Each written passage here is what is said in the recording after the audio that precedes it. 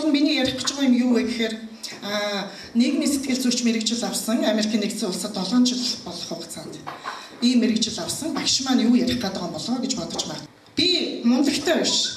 Та нараас арай илүү оймс хэлээсэнтэй би мэдсэн сурсан илүү харсан зүйлсээ та бүхэндээ би хуваалцах шаардлагатай юм байна. Миний яг ярих сэдв бол нийгмийн сэтгэл зүй.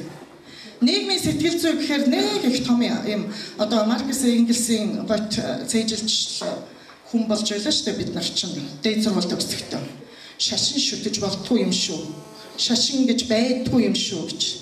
Энийн харгаа надад яаж гарсан бэ гэхээр Америкт очиод байжсэн чинь чи ямар шашинтай вэ гэхээр би шашин шүтдэггүй. Шашингүй үзэлтэн гэж хэлчихсэн чи ажилд аваагүй.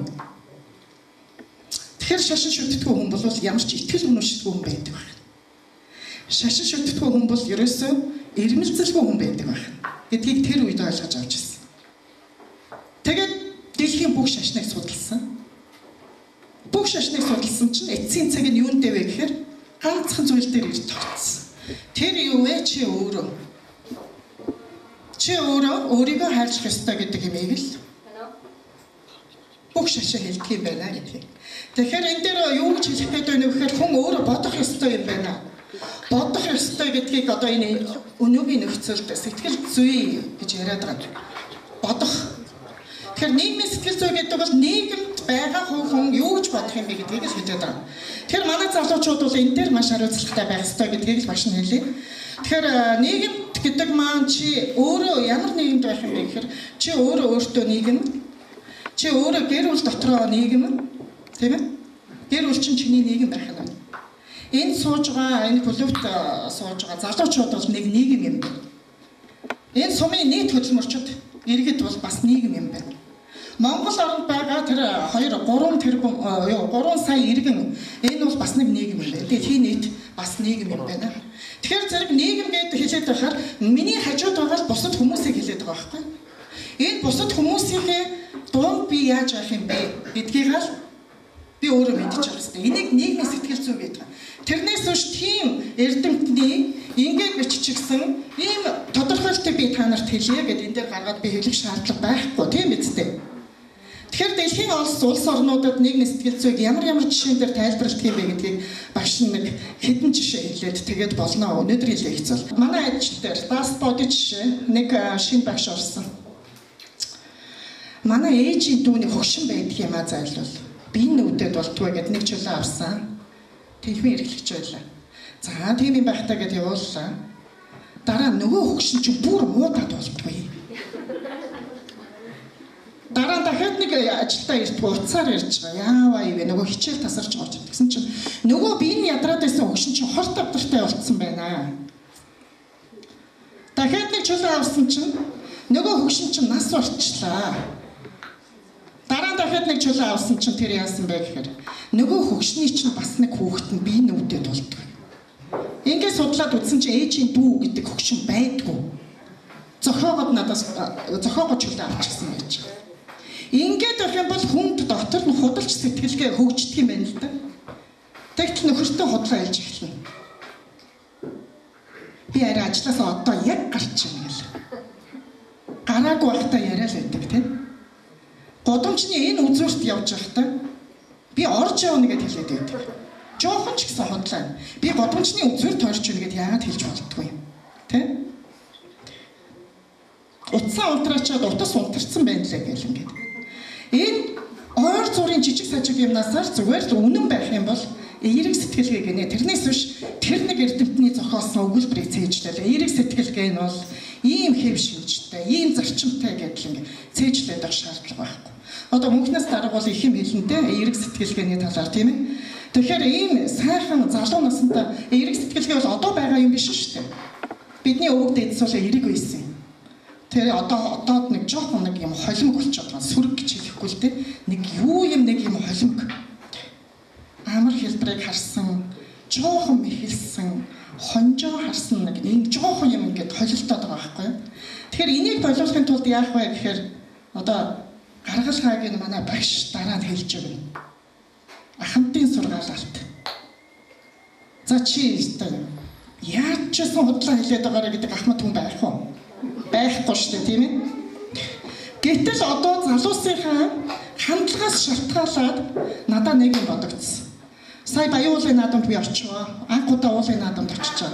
Очин гэсээр байгаа. Дүүгээд агаад очсон. Тэгээд асарт хэдэн өгчүүл сууж байна. Бид нар мэддэг шүү дээ, тийм? Ахмадыг бид нар ахмад хүнээ эхэлж мэдлэх ёстой. Би очиод за сайхан нутгийн өгчүүл сууж 5-6 хүн байсан. Сайн байцгаана уу гэд мэдлсэн чинь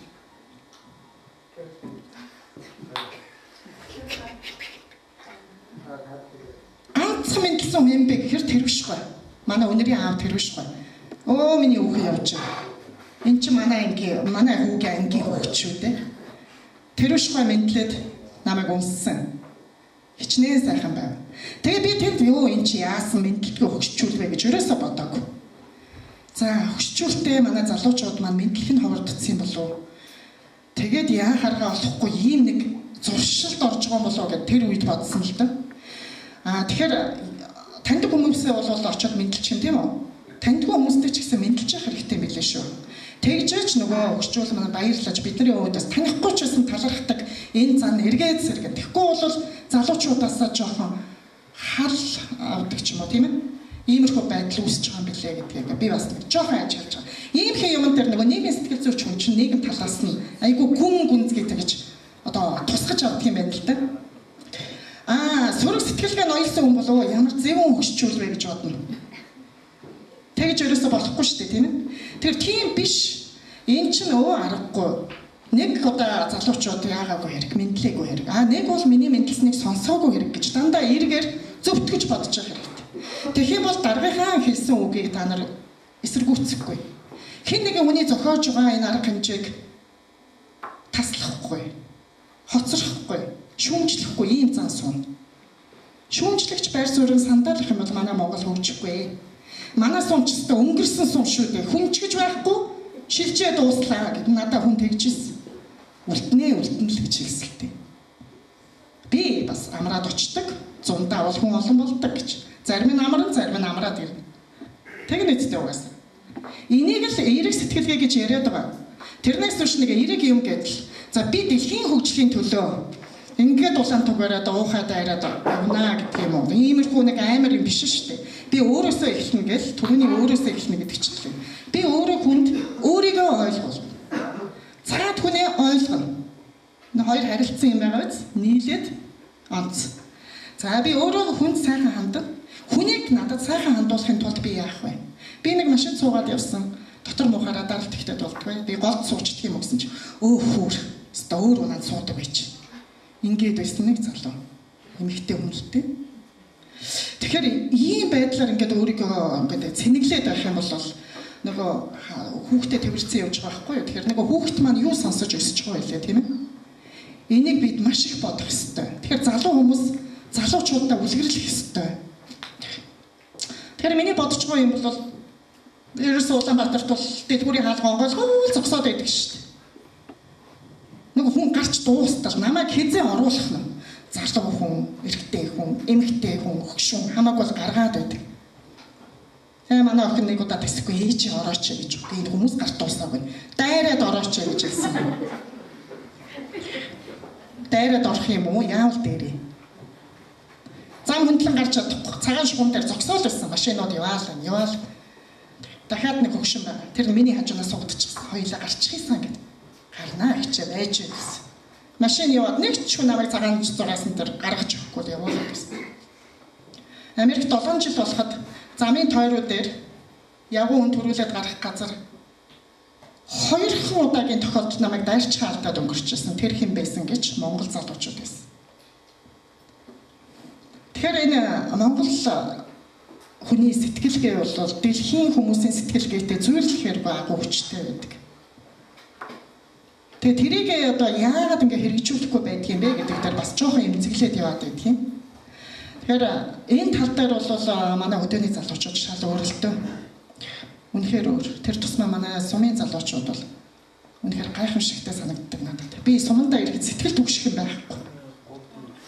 Хашааны ард зодтолдоод хашааны мод хугт тийрээд л тэр тийм залуучууд ерөөсөй байхгүй. Тэгэхээр надад бахархал төрдөг энэ төвдөө. Тэ төвд байгаа тусмаа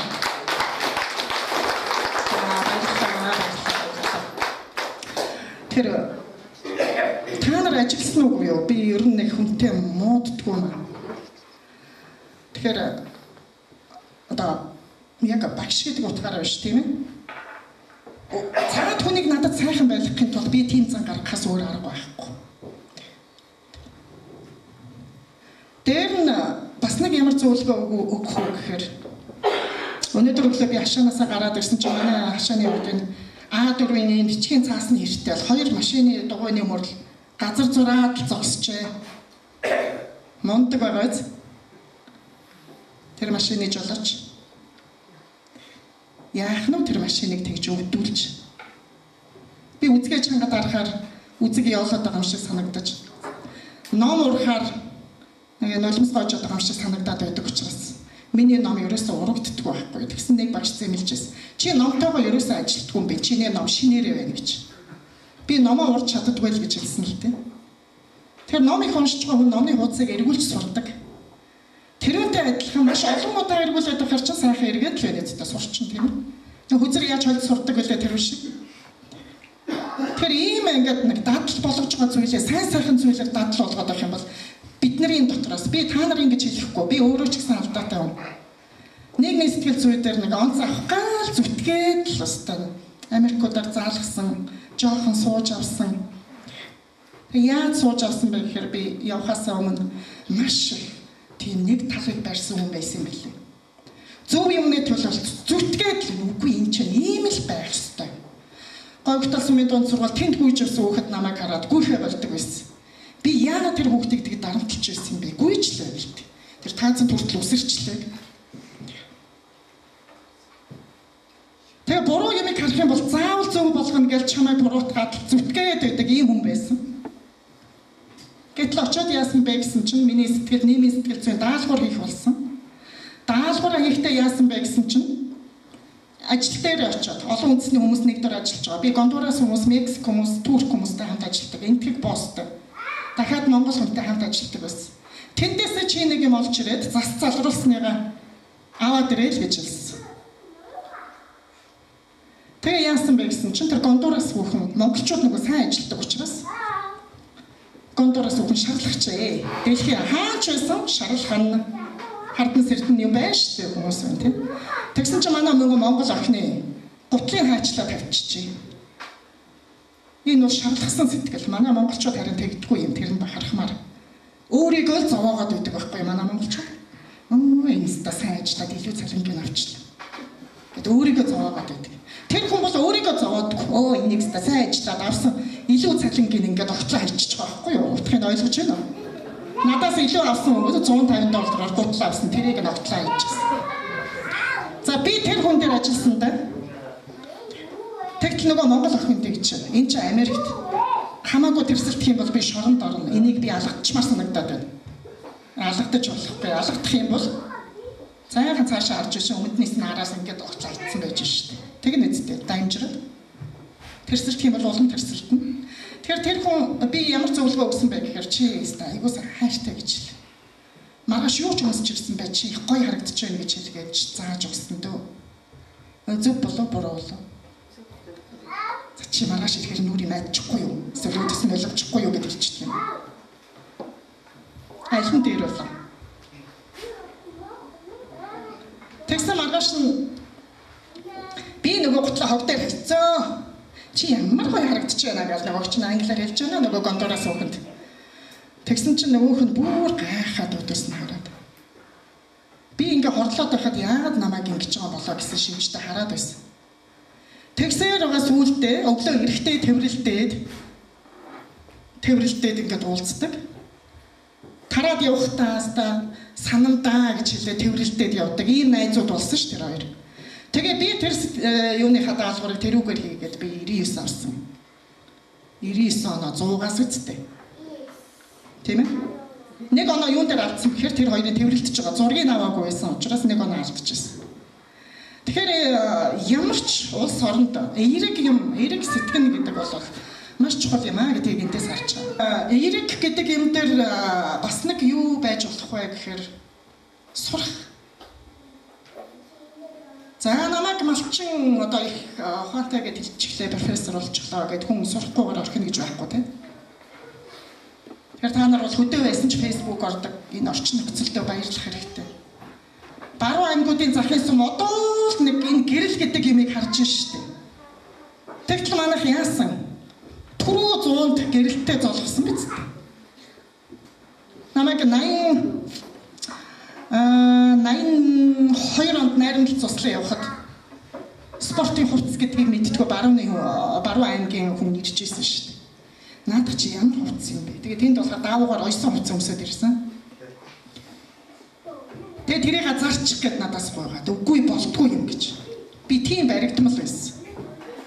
Тэрийг зараад тэгээ манай сумын манай аймгийн энэ соёлыг тийш нь түгээх хэрэгтэй байсан юм байна. Тэгэхээр ийм амар баригдмал байснаа би одоо бас ингээд харамсаж байдаг юм. Эрт би цэлэмсэн бол хичнээн их зүйл хийх байж вэ гэж бас боддог байхгүй. За тэгээд эрэг сэтгэл зүй дээр хөгжил гэдэг юм бас бичигдэнэ. Хөгжил. Өөрийгөө хайрлах гэдээ ярьчлаа тийм үү? Өөрөөсөө эхэлнэ гэдгийг ярьсан. Дээр нь сурна гэдгийг ярьсан. Дээр нь хөгжих. За тэгэхээр хувь хүн яаж хөгжих юм бэ гэдгийг бид нар бас ой тоондоо хүртэл мэдрэх ёстой. Хувь хүн хөгжил гэдэг бол ерөөсөө хүний хажууд яаж явахыг л хэлээд байгаа. За энийг хүний хажууд байхдаа сайхан найрсаг байдлаар одоо ханднаа. Хөөе, юу вэ? Юмгүй. Юу вэ? Юмгүй. Өөр юу вэ? Юмгүй. Өөр юмгүй. Чамаар өөр юу вэ? Одоо ийм яриа ярьдаг. Ийм тохиолдол байна уу? Байна. Уцаар ярина. Уцны нэгжгүй хүн бол тоонтой тодорхой юм ярина. Уц нь үнгүй ярьдаг хүн бол юу вэ? Юу вэ? Юмгүй юу вэ гэх юм. Яах юм бэ ингэж толгой ядарч чихээ өвдөж тийм ээ. Гэтэ үнэхээр нэг тийм нэг тод чиглэсэн энэ цэцэгний голын дөрөв дэлбэ гэж түрүү яриад байгаа шүү дээ. Яг энэ шиг ярьж байгаа юмач тэр үзэж байгаа юмач тэр ийм л байх ёстой. Хэмжээ дамжаатай, төлөвлөгөөтэй, цаана нэг очих газартай тийм үү? Тэр цаана нэг юм дээр очих гээд байгаа. Тэр бол амжилт. Саяхан хэдэн хүмүүсийн залуучуудын маань энэ амжилтанд хүрч байгаа бол тодорхой зорилготой байсан юм. Бичээгүй ч гэсэн тодорхой зорилготой байсан юм. Тэгэхээр та нар нэг ийм юм хийх гээд үзээч би нэг юу зөвлөх вэ? Нэг төлөвлөлөөд. Тэр одоо нөгөө л Америк яриа л да тийм. Албан газарч тэр айлдч тэр хөрөгчний нэг наалт гээд байдгүй. Хөрөгчний наалт чинь зүгээр нэг сонирхлоор цуглуулдаг гэдэг биш. Тодорхой үүрэгтэй. Тэр хөрөгчин дээр наалтахгүй юм байвал авчиж наа гэсэн үүрэгтэй байгаа үстэй. Тэгээ тэр наасан юмд юу байдгүй хамгийн эхлээд төлөвлөгөө нь байдаг. Өснөгттэй төлөвлөгөө. Календартай. За тэгээд тэдний өдөр дараа сарынх нь юм явж байгаа шүү дээ. Одоо 9 сарын 23-нд Боджоо дарганд очиж тийм одоо асуудал ярилцсан. Тэдэн сарын 22-нд нь дэлгэр туяа багштай уулзсан. Уулзахдаа ийм юмны тухай ярилцсан. 25 минут уулзсан. Эхний 15 минут уулзаад цаавн дараагийн 10 минутанд шийдвэрээ гаргана. Ингээ биччихсэн тийм календартай үснэгтэй байдаг. Энэ чинь нөгөө төлөвлөгөөтэй гэж яриад байгаа. Тэрнээс биш би одоо за яг нэг 5 жилийн дараа чи би нэг байшин барьчихна да. Жижиг машина нэг Lexus болгочихно да. Энэ бол төлөвлөгөө биш. Зүгээр л нэг тойм дуухан бодол гэж байна. Яг 5 жилийн 5 сарын 5 гэхэд гэж бичих юм бол эн чинь төлөвлөгөө болно гэж ярьдаг юм байна. Тэгэхээр яг нэг жижиг нэг цэг яриад байна уу? Очих газарч байсан тийм ээ? Хийгээд дуусах зүйлч байсан гэсэн яг нэг эцсийн цэгийг бид нар онилж жагаад тэр төлөвлөгөө гаргах хэрэгтэй байна. Энэ дээр бол мөн л адилхан малчдаг матаас өөр аргагүй. Би дараа жил гэхэд яг 1000 малтай болно гэдэг ингээд тооцоолдог. Би бол тэгж чадахгүй. За тэгээд эрэг сэтгэлгээнээс яваад эрэг сэтгэлгээ гэдэг дээр нэг жоохон ойлголт төрсэн байх тийм ээ. Надад байгаа, та нарт байгаа. Хамгийн гол нь зуршил болохгүй байгаа даа. Энэ дээр юу байв гэхээр хүнд сайхан хандахдаа өөрийгөө гаргуунд нь хайж болохгүй. Өөрийгөө цаад хүнтэй ойлгуулж цаад хүний сайхныг ойлгоно. За сурах төлөвшөх гэж байгаа. хөгжил дээр, хувь хүний хөгжил дээр төлөвшсөн уу та нар? Төлөвшсөн уу? Ямар зориг муутай байна? Төлөвшөл байхгүй гэж байдгүй. Чи өөрөө төлөвшсөн үү? Төлөвшсөн. Өөр яах юм бэ? Төлөвшсөн үгүйгээ мэдэхгүй л байгаа болохоос тийм ээ. Төлөвшсөн. Төлөвшин гэж юу вэ? Яг яах вэ? Сахилга цаатай хэлээд байгаа юм. Найзтайгаа ч уулздаггүй, гадаач гардаггүй, орон цагаас хойш толгой цохиулдаггүй. Аваасаа нээжсэн чинь ингээл гэртээ байж байгаа үнийг төлөвшин цаатай гэж хэлэх үү? Одоо ямар бол бусад хүмүүсийг л хүндэлдэг. Өөрийгөө яаж хүндлүүлэхээ мэддэг ийм л хүнийг төлөвшсөн байна гэж одоо тайлбарлаад байгаа юм. Маш олон эрдэмтэд олон талаас ярина. Яг энэ нь зөв гэсэн юм байдгүй шүү. Тэгэхээр миний хэлсэн зөв болов буруу болов санаа зовох юм ерөөсөө байхгүй заяа. За дээр нь бас нэгнийгээ гэсэн сэтгэл бас юун дээр байх вэ гэхээр энэ бол хувь хүний хөгжилтэй холбоотой учраас яриад байгаа шүү гэж. Бас 2-3 ажил ингээл хийж хад нэг нь хятад хүмүүстэй хамт ажилладаг байсан юм аа. Тэгээд цалин буухаар би 6 хятад хүн байдаг, 2 монгол байдаг. Манай монгол охин намайг орхиос авчин түрүүлээ. Би явлаа тийм шоутай. Хайртай шүү сайхан амраараа гिचгэл өмсчихэл ингэчэл яваад. Цалин буус өдөрч, цалин буугаагүй өдөрч адилхан. Гэтэл цалин буусны ороо яадгүй гэхээр тэр цуурч явдаг 6 хятад хамгийн сүүлийн шалаа угаагаад авчураад илгээд усан асгачаад явдаг хятад өвгнийг хүлээж агаад 8 цагт ажил тарсан хүмүүс 11 цаг 30 минутанд суусаар агаад хүлээж агаад тэр хүнийг аваад явдаг. Энд юу харагдаж байна вэ? Нэгнийгээ яаж их хайрлаж байна? Энэ тэр хятад нийгэм яагаад одоо дэлхийн нийтийг айлгаад байна? Тийм ээ? Дэлхийн нийтээр хятадаас айж байгаа зү. Хятад дийдэхгүй болчих гэж айж. Тэгэхээр яг л тийм нэгдмэл үндэстэн ийм хүчрэх байдаг юм байна. Зүгээр нэг одоо ганц тийм ээ тэндээс оргож ирсэн нэг хятад хүнийг хэлж байгаа ш. Тэр агуу үндэстэн тэр агуу газар гайхуулаад явж байгаа. Хятад хотын дотор байгуулчихсан юм байж. Монгол бол хороолол байдаг. Монгол таавал гэдэг хороолол байдаг. За гэх мэтлэнгээр ингээд яриад байхад бол миний ярих нь дуусахгүй. Бүтэн жил ярьдаг юмгаа багцлж байгаа гэсэн шүү дээ, тийм ээ. Тэгэхээр бид нар эцсийн дунд юу гэж хэлэх вэ гэхээр ахас ихсээ хүндлээ, аав ээж сүгдэн мөргөө. Намайг энэ төрүүлсэн хүнийг бол мөргөхөөс өөр аргагүй үсттэй. Хорвоо дээр төрүүлсэн. За дээр нь хамт олноороо бай, нэгдэл нэгтрэлтэй бай. Өөрийгөө хүнд ойлгуулъя. Дандаа хүнийг ойлгоод өөрийгөө гаргуунд нь хаяад явах биш тийм үү?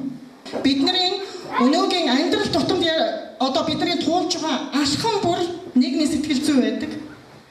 Тэгэхээр байгууллага дээрчдэр гэр орондоочдэр сайхан эерэг зүйлийг цогцлооцсон байхад бол нийгэм хөгжихгүй байх тийм ойлголт байхгүй. Тэр ажил дээр маш дургүй хүн байна уу? Чи сэтгэлээсээ гараа өргөе. Ажилдаа маш дургүй. Өглөө явна гэхээс л яанаас гэдэг хүн байна. За яг хошигнож хэлж байгаа бах тийм ээ. Тэгэхээр тийм байхгүй л байх ёстой. Тийм байхгүй болтлоо өөрөө нэг энэ дотроо нэг юм энэ нэг байдаг юм сайхан байлгах юм байна л да. За тэгээд би өнөөдөр бол тийм одоо эрдэмтний хэлснээр инглиш шүү тэглиш шүү гэдэг юм ярьсангүй. Ерөнхийдөө бол бидний эргээд ингээд нэг жоохон бодцохоор тийм ээ.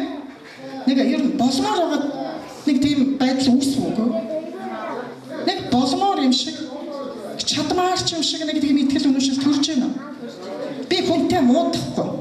Хүнийг утаанд оромжлохгүй. Тэ? Аав ээжигээ сэтгэлийн зовоохгүй. Хань ижлээ төвдүүлэхгүй. Гэх мэтлэн ийм юм ингээд дотор бодогдож байна. Юу шаардлагагүй юмнууд байдаг байхгүй юу тэд нар тийм ээ? Шаардлагагүй юмнууд. Яах вэ? Тэрний оронд хүнд муухай үг хэлжсэнээс өөртөө сайхан үг хэлүүлээ байжсэн дээр үстэй тийм ээ? За тэгээд яг ер нь энэ дээр би ямар санаа хэлэх гэж байна гэхээр гадаадын болгон гайхамшигтай биш ээ. Манай Монголын гайхамшигтай зүйл зөндөө. Энэ үнтэй хэд тууширч болохгүй. Нэг юм одоо энэ наштах юм гингүүт бүгдээрээ туушрах га. Тэр үнд нь бүр автуулах гэж зүтгээд байдаг хүмүүс их олон байдаг. Тэгэхээр өөрийн нөгөө бодож байгаа зүйл маань ямар тохиолдолд надад хэрэгжүүлэлт ирвэ, ямар тохиолдолд энийг алгасруулалт ирвэ гэдгээ өөрөө сайн хөгжсөн хүмүүс бол тунгааж ялгаж салгана. За тэгээд та нартай сум орныхоо хөгжилд гайхамшигтай гавья байгуулж байгаа. Маш том зүрх зэрэг гаргаж хөдөө орон нутагт энэ говийн хөдөө суманд амьдарч ажиллаж байгаа ийм сайхан залуучуудаар бахархахгүй байхын аргагүй. Шороо шуурч байсан ч тийм ээ мал дээрээ л байж байна. Цасан шуурал цас зуудуулж байсан ч мал дээрээ л байж байна. Цас зуудуулж байсан ч тэр захиргаанд байж л галын түлжил байна.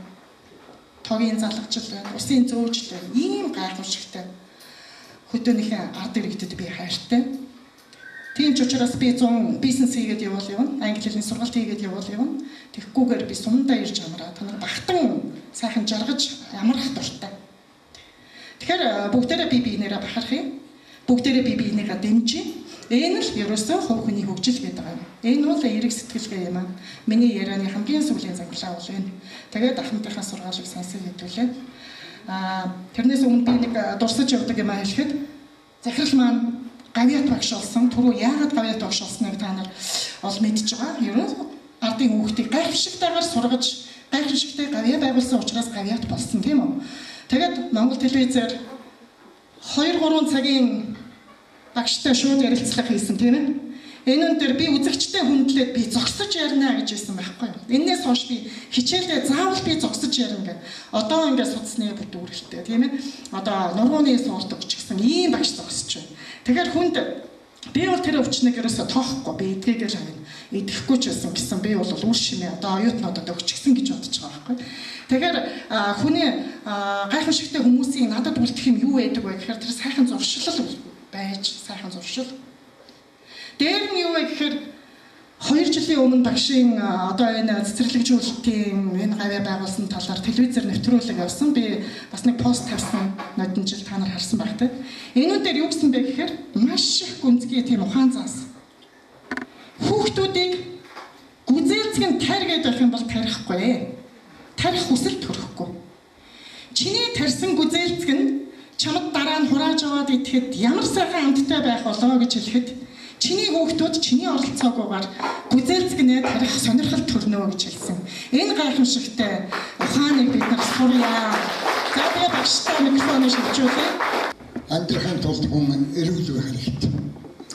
Эрүүл байхын тулд юугаа хамгаалах юм гэдэг дээр ярив.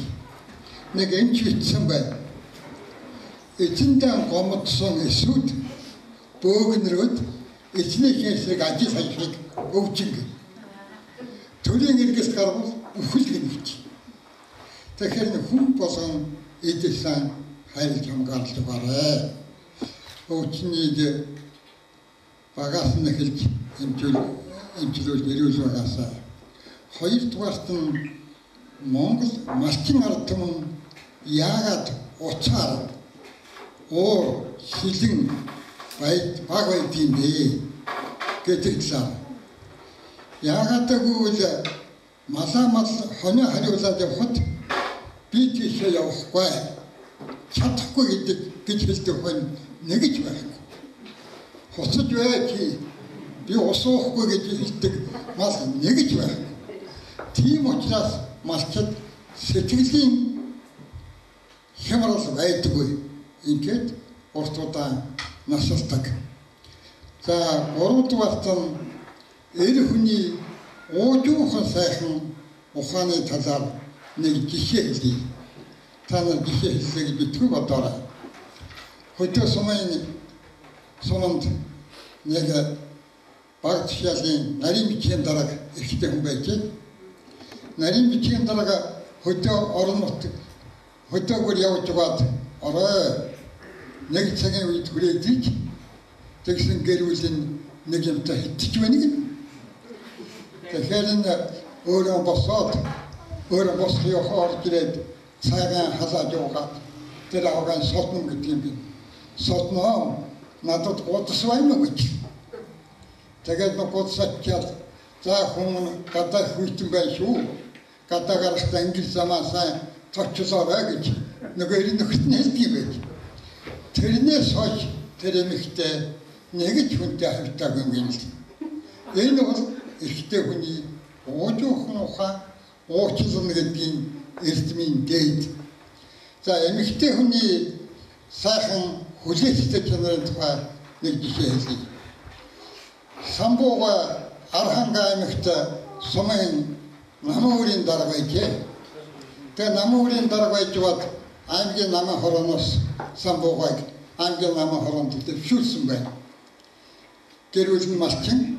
Тэгээд аймгийн намын хороо руу явахдаа хэлж за би очоод нэг орон байртай болоод чамайг илгэж явна гэж.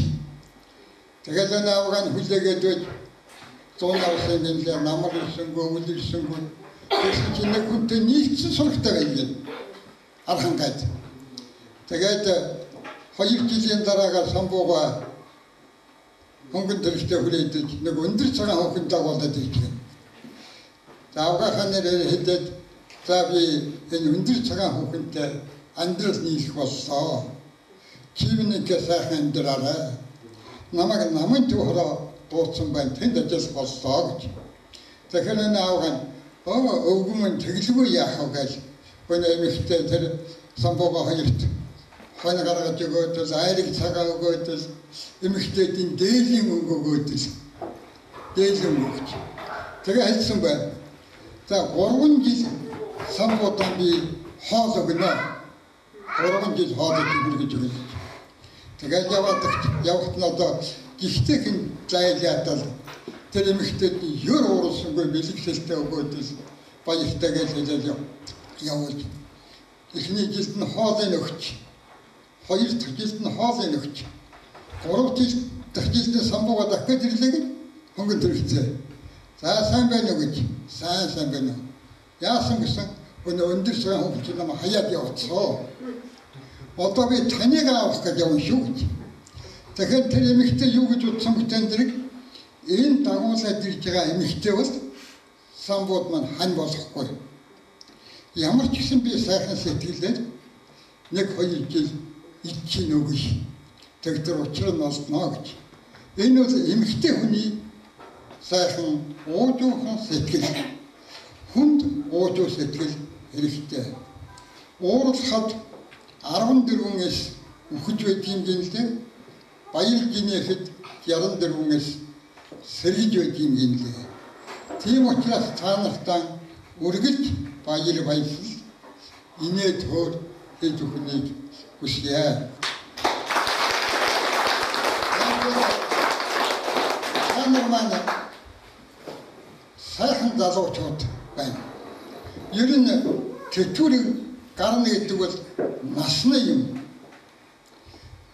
Харин хүний сэтгэл зүтгэл хоёр бол тэтгэвэр хардаггүй юм. Тэтгэвэр хардаггүй юм. Улам ухаан сууж, ажлын нарийн арга сурч, зөв бурууг тунгааж чаддаг энэрэнгүй сайхан сэтгэл хорон цугларддаг юм. Тийм учраас өнгөтэй зан өнгөж хүндэж бараа. Ингээд тануудын хүү нэг жаз охин дагуулад ирдэ гэж бодъё. Би тэгвэл та малчин хүн. Тэгвэл тэр охин чи инг гэж хэлгээд байсан хэрэггүй юм гинэ. Юу гэж хэлэх үгтэн дэрэг за хүмүүс ороо өөрхөн хошуултж байгаарай. Хошуултан. Тэгээ хошуулдахдаа гэрэн зөв тойрч байгаарай.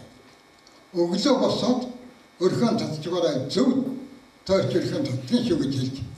Тэгээд ороод өглөө босчоод ороод ирэхдээ за чөдөртөмөр хаа байна. Хаагур үүстэй байна. Хон хаашаа харт хэддэг гэж хэд асуухтан дэрэг өнөө мэгтэй чинь барантаагур үйл байна уу юу, хойно үйл байна уу юу, зүүнтэй үйл байна уу юу, эргэн тойрог ажил сурдаг. Өнөө чөдөртөө хэлдэг морин хаа явна уу, амал хаашаа хараад хэддэг ингэж урмаа сураад юм байна. Урмаа сураад юм байна. Намайг 3-4 настай байхад миний эмэг ичи намайг аргалт хүүхдэн дагуулж явдаг байлаа. Тэгэд энэ цахилдаг гэдгийг Энэ хүмүүс гэдгийг, энэ таана гэдгийг. Тэгэхээр н одоо бодоход миний эмэг гэдгийг ямар мундаг ухаантай хүн байсан. Тэгэхээр ер нь Монголын сургалтын үндсэн арга бол дагуул сургах. Урам өгч дагуул сургах. Тэгэхээр хүүхдүүдийг урам өгч дагуул сургаарай. Гэхдээ яг амьдрч байсан үеийн багыг одоо хүүхдийн ахмад багнастай зүйрлэж болохгүй. Нийгэм өөрчлөгдөх тэндэг юм өөрчлөгдөв. За энийг би хэлье. Намайг залуухан багш байхад нэг 2 дугаар ангийн эрэгтэй хүүхэд, эмэгтэй хүүхэд захив ичжээ. Захиан дараа юу гэж байсан бөхтэн зэрэг нэг лээдтэй эмэгтэй хүний зураг, охины зураг. Нөгөө талд нь өөрийн зураг. Тэгээд надаас чамд гэсэн байна. Тэгсэн одоо манай ачуу тэтгэрлэх явуулъя. Тэгсэн чинь хүрээд ирлээ. Би юндэн гөөгөө болсон гэж байна. За, миний хөө Нансалбаатар болсон гэсэн. Нансалбаатар болсон гэж байна. За, Нансалбаатар юу гэж байна гэсэн чинь маргадар ундаа ачгүй гэсэн. Тэгэхээр бидний үед байсан бага насны бодол нийгмийн дагаад одоо үеийн чинь өөр үе. Тийм учраас энийг өөр сэтгэж хүүхдүүдэд уучлж өгөх зүгээр. За ингээд ер нь багшин модод тарж болдго юм байна. Тарьсан хойно энэ ургамал гэж чи юунд хэрэгэлдэг? Хүний эрүүл мэндэд хүнсэнд. Тэгсэн та нар зангуу мэдэндээ намар явахтан дээр ингээд өмнөдний шугмаар зангуу наалсан байх шүү дээ. Тэгвэл зангуу гэж хэрэгтэй юм байдаг юм байна. Зангуу тасханы хөрөнгө болдог юм байна. Тасханы хөрөнгө. Одоо дээрээ манайх нэг энэ хэрлэн баяуулаанд явж нүүж явахад намайг нэг багш байсан да. Тэгэхэд барнаа гэж юу үлээ нэг бараа шиг ихгээд мал өгдөг байл шүү дээ. Тэгсэн зангууг нүдэд бараа шиг болгоод мал өгдөг юм байна. Зангууг нүдэд элгэн тэргэлдэг юм байна. Элгэн өгч юм. За энэ ургамлын хоёр дахь жишээ. Гэвч хүн болгон төмс иддэг шүү дээ. Төмсийг сайхан угаагаад номдороо би хоол хэлж байгаа шүү дээ. Төмсний нүдүүд шорогийн алга. Тэгэхээр би хэлэхдээ Монгол төмс гэж хэлж байгаа юм. Тэр Монгол төмсний барагчаал бол 2 атгай нөтөн. Тэгэхээр нэг айлтвал нэг өдөрт 2 атга төмс гаргадаггүй хэлсэн. Тэгэхээр өдөр тураагаад хатсан 2 атга хэмжээний төмс сайхан нүдэд. Тэгээд 500 г усан буцалгаад буцалгасан усандан алчуур дүрээд алчуур нэтэр дэрэгтэн толгоо өгдөг хүн бол духан дараа гинт толгой нандана гэж байна. Элэгний өвчтэй хүнд тэр ямар вирусыг тэр номонд бичээгүй. Элэгний өвчтэй хүнд за тэр 2 атга төмсийнхээ хальсыг 500 г усан буцалгаад өдөрт 50 г-аар шүгэд өглөө хоолныхоо минь уу. Тэгвэл элэгний өвчин нандам. Сар тасарлаад дахиад саруу. Тэгвэл элэгний өвчин эдгэн. Төмсний хальс хортой юу? Хор байх. Энийг хэрэглэхэд хүн хор болох. Тэгэхээр энийг хэрэглэх. Тэгээ манай энэ хаяг энэ 7 сард сайхан урагдаг хазар мэдээ шүү дээ. Мал дэвсэн. Тэр хазарыг хатаагаад цай хийхэд сайхан цай болно. Цай болно. Та энэ техникийг хэлсэн, энэ техникийг энэ үндсээр задлаад олон болгож байна. Техникийг мөн сайхан цай болгож болно. Тэгэхээр ингээд бодоход хэрэггүй ургамал гэж алга. Хэрэгтэй өвчин гэж бас байхгүй. Хэрэгтэй өвчин гэж байхгүй. Тэгэхээр ургамалаа мэд эргэн тойрон чинь бидэнд хамгийн хүнтэй алт байгаа юм. Надад нэг малчин хэлсэн. Тэр их хэрэгтэй юм байна лээ. тэнгэрийн дүлий байдаг шүү дээ. Одоо хавруулахтай нэг үдээний цагаан халистай дундаа нэг цоронхтой тэнгэрийн дүлий. Энэ хүний нүдэнд орвол сохорно. Морины нур ачаад морины нуруунд дэглэдэг үрэхэд эдгэн. Хүн заяа халуун цайж байдаг юм уу түлэгдэхэд тэр түлэгдсэн усан цэврэг гараад ирдэг шүү дээ. Усан цэврийн намтар тэр тэнгэрийн дүлий чинь үгүй нэг шар өгөөлөн бор хоёр яа. Тэгээд энэ тэр усан цэврийн дээр ингээд нунтглаад төрөхөд тэгээд усан цэврийн баг бол намтгаар төрөх болчих. Тэгээд халуурахгүй 4 хоногийн дараа нэг 6 хоногийн дараа өнөө бор хэлсэн. Өнөө тэнгэрийн дүлий чинь бор хэлсэн болоод ойчин сорг байдаг. Одоо миний хайртай шиг мөнгө наалт. Миний уугч хагнуудын нэг юм шүү дээ. Наад нэг ингэж хэлж байсан. Тэр их хэрэгтэй юм аа. Ингээ бодоход. Намрын сүл тасарч байгаа үеийн намрын хонь маань баасыг гүйдэлж яваад хавар сулцсан үхэр сулцсан ямаа хоёр туцалгаад өгөхөд сэлдэг гэж. Шарусны цасны шарусаар үхэр ямаа хоёр сэлдэг шүү гэж ярьдаг.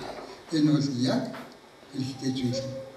Тэгэхээр энэ бидний эргэн тойрон дороо бүх зүйлс цум хэрэгтэй юм аа. Ингээд энэ үнийг танин мэдж эргэжүүлээрэй. Тэр би түрүү хэлсэн нэг 500 мод өгнө гэж. Өгнө. Харин ганцхан шийд. Энэ аялал жуулчлан яваа улсууд орон нутагт хөдөлмөрчдөд их хэмжээний орлого оруулах нөхцөлтэй. Энэ засварлаар дахиж яваад наашаан салаад их газрын чулуур ороход жуулчдын нэг дамжин өнгөрүүлэх цэгдэр ногоон төгөл бай болсон. Ногоон төгөлд би хамгийн хэрэгтэй минь юу хөвгдөнгийг хайж сувна. Энэ баруун байшин гингэрт их мотор орсон байна. Их хэний байшин билээ? Хотолтой нэг дэлгүүр энэ байна. Хэний байшин билээ? Энэ хотын контор шийдэ. Тэдний ангирт хайж их өндөр орсон байна. Манай хотчууд дараагийн би өчигдөр орсон нэг ингэсэн эдгээр орлоо. Намайг очсон. Их хайж орсон байна. Тэр хайсны үрийг чинь тэр хайсгийн тэр чигээр үр 5 сарын 20-доо энэ хумсны тожоо шиг тэр замран цагаа нэг дор бөөнөр ногоон байж цагаан болоод хаягддаг. Тэр хаягдсан үрийг нь аваад тарихад 10 хоногийн дотор соёосон. Соёо дургсан хайс 150 жилийн настай. Одоо энэ гоётары хотны жасканд нэг үндэс сайхан хайлс сүлдэрт нэг 7,000 адуунтай зогссон байх шиг. Тэр чинь ганц төсвөлтэй.